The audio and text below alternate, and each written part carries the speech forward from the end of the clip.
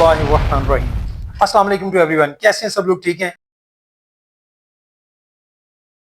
देखिए बेटा, आज हम class 10th physics chapter number 12 उसका लेक्चर नंबर 33 है। हमने न्यूमेरिकल स्टार्ट किए हुए हैं, तो आज हम जो है रिमेनिंग न्यूमेरिकल जो है करेंगे। लास्ट हमने जो है 8 तक न्यूमेरिकल सॉल्व किए थे। आज हम जो है रिमेनिंग न्यूमेरिकल की तरफ आते हैं। आज का हमारा जो न्यूमेरिकल है वो लेक्चर नंबर 9 से स्टार्ट करेंगे। न्यूमेरिकल नंबर 12.9 है, उससे हम स्टार्ट करेंगे। डेटा बनाते हैं। सबसे पहले देखिए जी, एन ऑब्जेक्ट 10 सेंटीमीटर हाई, ये ऑब्जेक्ट की हाइट दी हुई है, यानी height of object, height of object यानी एच ओ 10 सेंटीमीटर है। उसके बाद देखिए आगे क्या है, at a distance of 20 centimetre, और उसका डिस्टेंस दिया गया है भाई, डिस्टेंस ऑफ ऑब्जेक्ट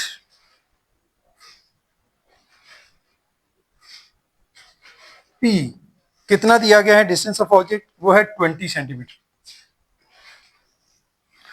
उसके बाद आगे चलते हैं, लिखा हुआ जी फ्रॉम अ कनकेव लेंस। अब देखिए लेंस क्या है, कनकेव। जब लेंस कनकेव होता है तो यकीनन आप समझ सकते हैं कि फोकल लेंथ या आपका क्यू जो है, एफ और क्यू दोनों नेगेटिव होंगे। तो concave lens of focal length, तो फोकल लेंथ हमें गिवन है वो क्या होगी, negative. Focal length mean F is equal to -15 centimetre.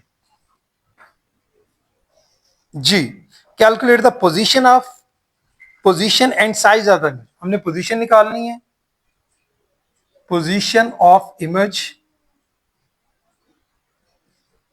मतलब आपने क्यू फाइंड आउट करना है, और साइज ऑफ इमेज मतलब हाइट उसकी, साइज ऑफ इमेज मतलब एच आई, ये फाइंड आउट करना है। इसके अलावा देख लेता हूं कुछ और तो नहीं। Also state the nature of the image, nature भी फाइंड आउट करनी है भाई इमेज की, नेचर ऑफ इमेज वो भी आपने फाइंड आउट करना है। सोल्यूशन की तरफ आ जाए भाई। देखिए हमारे पास जो चीजें गिवन है उसमें से हम देख लेते हैं। एफ हमारे पास है, पी है, क्यू हम निकाल सकते हैं। तो लेकिन we know that 1/f is equal to 1/p plus 1/q। हमने फाइंड आउट क्या करना है, q। तो p को इधर ले आए, 1/p को, क्या बन जाएगा 1/f minus 1/p is equal to 1/q। f की वैल्यू देखिए कितनी है आपके पास, f की वैल्यू है -15। लिखिए 1/-15। p की वैल्यू कितनी है 20, 1/20 इज इक्वल टू 1/q। इसको थोड़ा सा ये माइनस ऊपर चला जाएगा। देखें जी, ये बन जाएगा आपके पास -1/15 और -1/20 इज इक्वल टू 1/q। यहां से देखिए इन दोनों का एलसीएम ले लें। 15 और 20 का एलसीएम क्या होता है, 15 मल्टीप्लाई बाय 20 लिख लें, 15 15 के साथ, और 20 जो है ऊपर मल्टीप्लाई होके क्या आ जाएगा -20, इधर 20 कैंसिल हो जाएगा, 15 रह जाएगा, तो -15 इज इक्वल टू 1/q। यहां से देखें भाई 20 और 15 दोनों माइनस किए तो -35 हो गया, यानी 35 को अब आपने यहां लिखने पहले -35 डिवाइडेड बाय 15 को 20 से मल्टीप्लाई करते हैं। 15 मल्टीप्लाई बाय 20 आंसर आपके पास क्या होता है, 15 मल्टीप्लाई बाय 20 तो 300। देखें जी 300 इज इक्वल टू 1/q। दूसरी तरफ आ जाए जरा, दूसरी साइड पे देखें, इसको आप क्रॉस मल्टीप्लाई कर लें तो ये हो जाएगा, क्रॉस मल्टीप्लाई होने के बाद -35q और 300 से मल्टीप्लाई होकर क्या आ जाएगा 300। आपने q निकालना है तो -35 से डिवाइड कर दें, 300 डिवाइडेड बाय -35। इसको देखें सॉल्व करके आपके पास क्या आंसर आता है। 300 को डिवाइड किया आपने 35 के साथ, तो आंसर आता है 8.57 और माइनस के साइन के साथ, यानी -8.57 सेंटीमीटर। ये तो हो गया q। अब आपने क्या निकालना है, एच आई। तो भाई एच आई कैसे निकालेंगे, वैसे ही जैसे मैंने पीछे बताया कि एच आई किसके इक्वल होगा, H O multiply by Q divided by P. इसमें आप वैल्यूज पुट कर दें बाय पुटिंग वैल्यूज। देखें एच ओ की वैल्यू कितनी है आपके पास 10, क्यू की वैल्यू अभी आपने निकाली 8.57। मैं फिर रिपीट कर रहा हूं, जब आप हाइट फाइंड आउट करती हैं उसमें आपने नेगेटिव साइन को इग्नोर कर देना है, ये नेग्लिजिबल है, ठीक है, क्योंकि हाइट कभी भी माइनस में नहीं होती। तो p की वैल्यू कितनी होती है जी, p की वैल्यू यहाँ पर 20 है। इसको भी सॉल्व कर लें। 8.57 को आप मल्टीप्लाई करेंगे किसके साथ, 10 के साथ, जो आपके पास आंसर आएगा उसको डिवाइड करेंगे 20 में। तो देखते हैं क्या आंसर आता है। हमारे पास है 4 पॉइंट, ये आ रहा है जी 4.28, ठीक है। तो यहां पर आप लिखें 4.28 सेंटीमीटर, ये क्या है, हाइट है। अब देखें हमने इमेज की हाइट क्या आ रही है 4.28, ऑब्जेक्ट की क्या थी 10, यानी यहां से दो तीन बातें हमने देखनी होती हैं, फिर अपने नेचर लिखनी होती है। एक तो आपका यहाँ पर जो इमेज हासिल हो रहा है वो क्या है, वो डिमिनिश्ड है। दूसरे नंबर पर देखिए हमारा लेंस कौन सा था, हमारा जो है ये 12.9 में हमने शुरू में जो बात की थी उसमें ये है कि हमने यूज किया है कनकेव लेंस। तो कनकेव लेंस में क्या होगा, कनकेव लेंस में आपका इमेज जो है वो यकीनन वर्चुअल होता है, क्योंकि कनकेव लेंस है, वर्चुअल है, और उसके साथ साथ ये इरेक्ट होता है, सीधा होता है, और दूसरा डिमिनिश्ड है। तो तीनों बातें आप नेचर में लिख दें। इसकी नेचर हमारे पास क्या हासिल हुई है, इमेज की नेचर जो है वो ये है कि image is virtual concave lens की वजह से वर्चुअल, और दूसरा क्या है, इरेक्ट होता है, ये सीधा होता है, एंड साइज हमें बता रहे हैं इमेज का, क्योंकि वो छोटा है ना, ऑब्जेक्ट हाइट जो है 10 सेंटीमीटर है, तो यहां पर इमेज की क्या है वो 4.2 एंड डिमिनिश्ड, डिमिनिश्ड। ये भाई आपका होगा 12.9। इसके आगे हम जरा चलते हैं 12.10 की तरफ।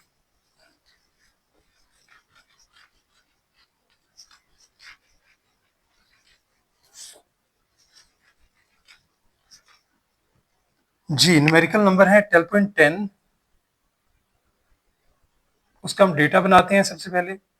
देखिए भाई स्टेटमेंट क्या है, स्टेटमेंट में a convex lens of focal length 6 centimetre, एक कन्वेक्स लेंस है भाई, अब कन्वेक्स लेंस है उसकी फोकल लेंथ 6 मतलब पॉजिटिव होगी, तो फोकल लेंथ लिखें यहां पर, फोकल लेंथ मतलब के स्मॉल एफ, और वो कितना है 6 सेंटीमीटर। उसके आगे चलते हैं भाई, क्या is to be use to form a virtual image, ठीक है। अब कन्वेक्स लेंस जो है उसमें फोकल लेंथ उसकी 6 सेंटीमीटर है, ठीक है, is to be use to form a virtual image. यहां वर्चुअल इमेज बन रहा है, वर्चुअल इमेज हमें बताएगा कि क्यू की वैल्यू क्या होगी, नेगेटिव होगी। तो वर्चुअल इमेज कह रहे हैं 3 times the size of the object है, यानी आपके पास जो डिस्टेंस ऑफ आप लिखेंगे इमेज मतलब क्यू, वो किसके इक्वल है, 3 टाइम्स ऑफ द पी, यानी 3p के इक्वल है। और चूंकि मैं फिर से रिपीट कर रहा हूं वर्चुअल है, तो -3p लिखेंगे आप। Is it clear?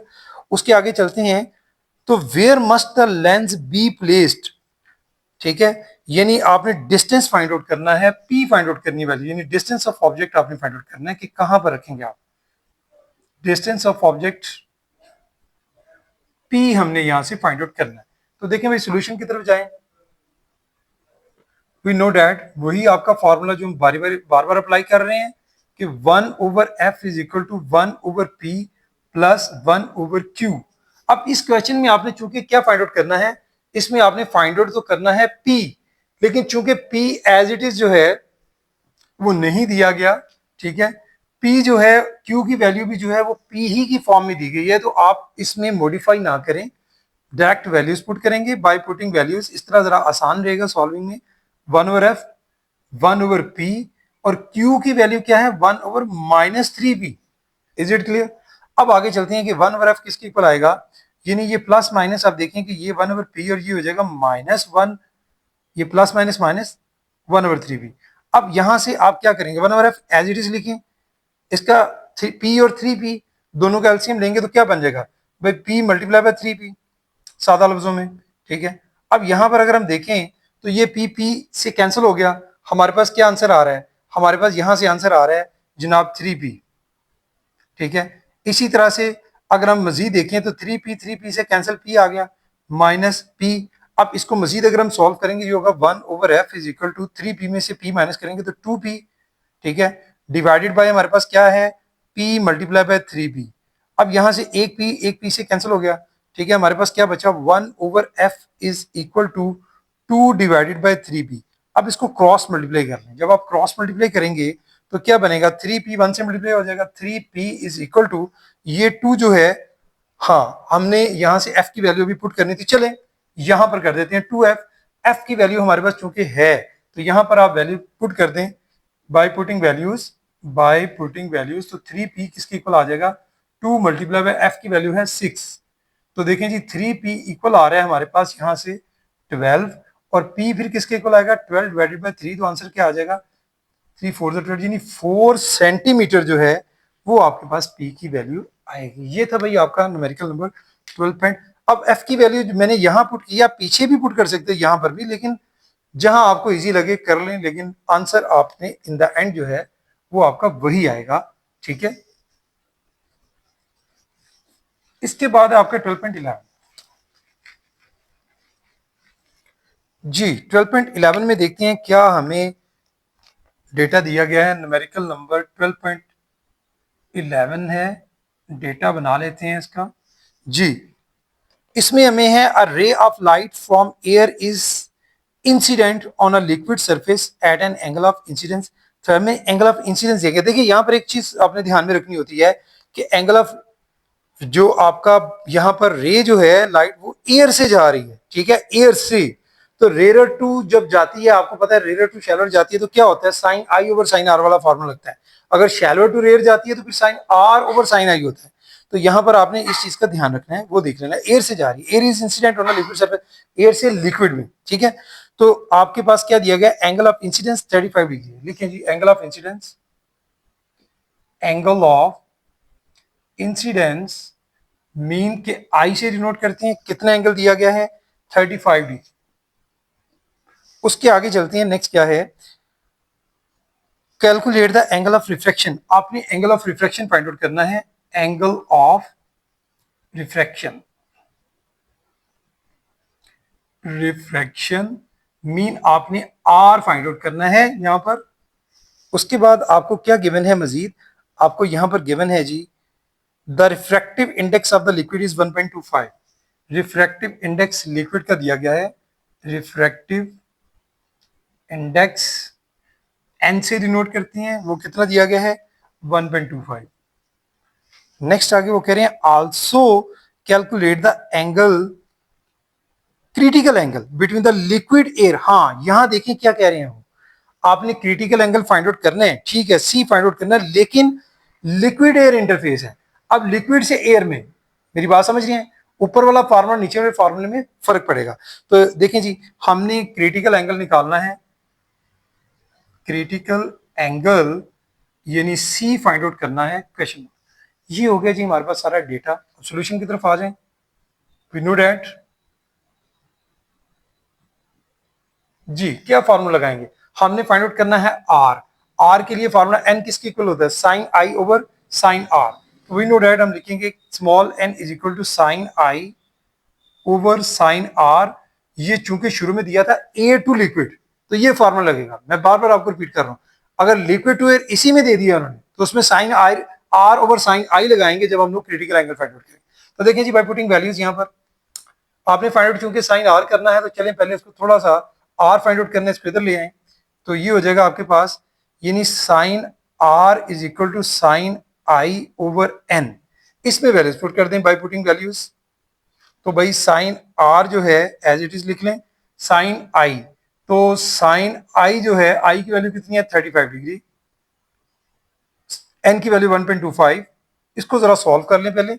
साइन 35 आप कैलकुलेटर से वैल्यूज की सॉल्व करेंगे, साइन लिखें जी, साइन आगे है 35, देखिए क्या वैल्यू आती है 0.57357, जो चले 0.57 कर लें आप। 0.57 को डिवाइड करना है 1.25 के साथ। तो देखें जी 0.57 को हम डिवाइड कर देते हैं 1.25 के साथ, तो हमारे पास आंसर आता है 0.45886। चले थोड़ा सा लंबा आंसर लिख लें जरा अच्छा होता है, 8 और 6। ये किसकी वैल्यू आ रही है साइन आर की। लेकिन आपने क्या फाइंड आउट करना है, आपने आर फाइंड आउट करना है, तो साइन को उठाकर दूसरे लेके जाएंगे वो साइन इनवर्स बनेगा। तो R is equal to sine inverse 0.45886। तो देखें जी साइन इनवर्स कैसे निकालते हैं, शिफ्ट का बटन दबाते हैं और उसके बाद साइन, ये साइन इनवर्स बन जाता है। तो आगे लिखें जी 0.45886। तो देखें क्या आंसर आता है हमारे पास आंसर आ रहा है जी 27.31। तो आर की वैल्यू हमारे पास आ गई 27.31 डिग्री। लेकिन यहां पर आपका क्वेश्चन अभी खत्म नहीं हुआ, ठीक है, आगे नेक्स्ट जो है इसमें क्रिटिकल एंगल भी फाइंड आउट करना है। क्रिटिकल एंगल के लिए उन्होंने बोला है कि भाई आपका लिक्विड टू एयर है, फार्मूला तो आपका वही रहेगा, सिर्फ इतना होगा कि यहाँ साइन आई जो है वो कन्वर्ट हो जाएगा क्रिटिकल एंगल में, क्रिटिकल एंगल में सी में कन्वर्ट हो जाता है, लेकिन फॉर्मूला आपका वही, मैंने फॉर सी आप क्या फॉर्मूला लगाएंगे, फॉर सी फॉर्मूला आपका क्या है, अब लिक्विड टू एयर है तो अब आपका n इज इक्वल टू होगा साइन आर ओवर साइन आई, ठीक है जी। अब ये जो आपने साइन आर ओवर साइन आई, में एंड पे आपको जरा समझाता हूं, पहले आप इसको सॉल्व करें। हमने चूंकि क्रिटिकल एंगल फाइंड आउट करना है, वो बेसिकली एंगल ऑफ इंसिडेंस ही होता है, लेकिन वो पर्टिकुलर कि जब आपका साइन आर कितना होता है, यानी जब आपका एंगल आर 90 डिग्री होता है, तो यहां पर देखें आर आपने चले निकाल लिया है, लेकिन जब आप क्रिटिकल एंगल फाइंड आउट करते हैं तो उस वक्त आर की वैल्यू क्या होती है, 90 डिग्री। तो यहां पर आपने पुट करना है भाई क्रिटिकल एंगल के लिए आप लिखें फॉर सी, यानी आप क्रिटिकल एंगल फाइंड आउट करने जा रहे हैं ना, चले यहां पर ऊपर लिखा हुआ है, तो यहां पर देखें फॉर सी हमने फॉर्मूला तो लगाया ये, तो यहां पर जो आर है आपका, आर इज इक्वल टू होगा 90 डिग्री, ठीक है, माइंड में रखें। और यहां पर जो है आपने क्या निकालना है, आपने आई जो है आपका आई इक्वल टू हो जाएगा सी के, ये आपने इस तरह से पुट करके इसको आगे लेके चलना है। तो देखिए जी अब आप वैल्यूज पुट करने जा रहे हैं, एन की वैल्यू ऑलरेडी हमारे पास है, तो लिखें जी बाय पुटिंग वैल्यूज, तो वैल्यूज पुट करेंगे, एन की वैल्यू 1.25, ठीक है। अब हमारे पास क्या है, साइन आर जो है मीन के आपने लिखना है साइन 90 डिग्री, ठीक है, आर की वैल्यू डिवाइडेड बाय साइन आई, यानी साइन आपका क्या हो जाएगा, साइन सी। अब आपने चूंकि फाइंड आउट ही सी को करना है, तो इसको उठा के दूसरे ले आए, यानी आपके पास हो जाएगा sine C is equal to sine 90 को एज इट इज पहले लिखने चले, मॉडिफाई कर दें थोड़ा सा इसको 1.25। अब इसको जरा सॉल्व कर लें, साइन 90 डिग्री किसके इक्वल है, निकालें जी, साइन दबाएं और आपके पास 90 देखें वैल्यू आती है 1, तो 1 को डिवाइड करना है आपने किसके साथ, 1.25 के साथ, 1.25 के साथ जब आप इसको सॉल्व करेंगे तो देखें क्या आंसर आता है, यानी 1 डिवाइडेड बाय 1.25 आंसर आता है 0.8। ये जो 0.8 वैल्यू है ये किसकी वैल्यू है, साइन सी की, हमने फाइंड आउट सी करना है, तो सी किसके इक्वल होगा, साइन दूसरे जाके साइन इनवर्स 0.8। अब आप शिफ्ट दबाएं, शिफ्ट साइन और आगे क्या है 0.8, तो देखिए क्या वैल्यू आती है हमारे पास 53.13 जो है क्रिटिकल एंगल की वैल्यू आएगी 53.13 डिग्री, ये होगा भाई आपका 12.11। इसके बाद आपका लास्ट न्यूमेरिकल है 12.12, उसकी तरफ हम जाते हैं।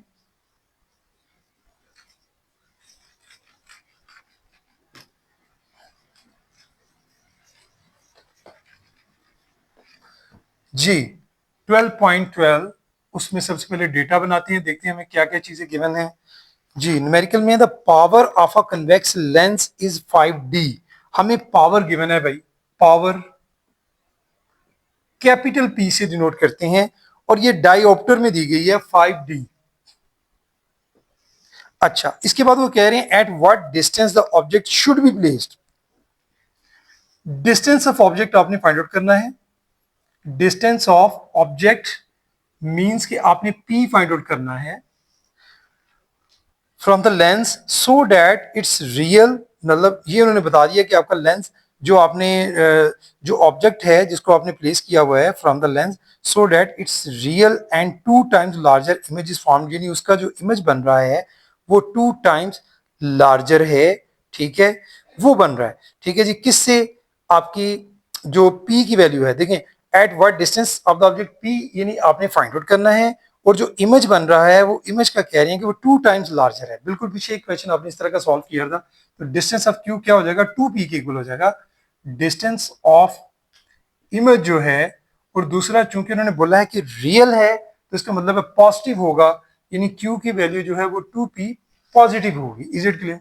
अब यहां से देखें आपके पास क्यू की वैल्यू है, P निकालना है लेकिन F नहीं है, क्या करेंगे, सबसे पहले आप F फाइंड आउट करेंगे सोल्यूशन में, फॉर F के लिए आप क्या करेंगे, देखें भाई आपका रिलेशन होता है पावर का फोकल लेंथ के साथ, वो क्या रिलेशन होता है, पावर किसकी इक्वल होती है, पावर इक्वल होती है 1 ओवर F की, पावर किसकी इक्वल होती है 1 ओवर F की, हम यहां लिखेंगे P is equal to 1 over F, यहां से चूंकि आपने F फाइंड आउट करना है F को इधर ले आए, यानी F is equal to 1 over P, यानी ये कैपिटल P है, याद रखिएगा कैपिटल P स्मॉल p का ध्यान रखना है, मतलब थोड़ा बड़ा बना रहा हूं, 1 ओवर P, इसमें वैल्यूज पुट कर दें, बाय पुटिंग वैल्यूज सिंपल आपने पी की वैल्यू पुट करनी है, पावर की यानी बाय पुटिंग वैल्यूज, तो एफ की वैल्यू क्या आ जाएगी 1 ओवर कैपिटल पी जो है वो है 5 डायोप्टर, तो 1/5 देखें जी क्या आंसर आता है एफ का।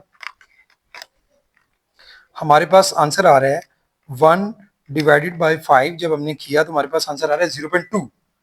लेकिन आपको पता है कि ये जो बड़े यूनिट में होता है मीटर में होता है, तो ये जो 0.2 वैल्यू है ये मीटर में है। बाकी क्वेश्चन चूंकि हम लोग ऑलरेडी सेंटीमीटर में फाइंड आउट कर रहे होते हैं तो इसको पहले सेंटीमीटर में कन्वर्ट कर लें, तो एफ इज इक्वल टू आपका बन जाएगा फिर 0.2, और एक मीटर में कितने सेंटीमीटर होते हैं 100, तो 100 से मल्टीप्लाई करते हैं 100 सेंटीमीटर, तो ये आपके पास आंसर आ जाएगा 0.2 मल्टीप्लाई बाय 100, तो 20 बनेगा भाई, 20 सेंटीमीटर वैल्यू आ रही है एफ की। अब आपके पास एफ भी है, अब क्यू की वैल्यू भी है, पी आप फाइंड आउट कर सकते हैं, तो 9 आप फार्मूला यहां पर लगाएंगे 9 फॉर पी, यानी पी के लिए आप क्या फार्मूला लगाएंगे 1 over F is equal to 1 over P plus 1 over Q.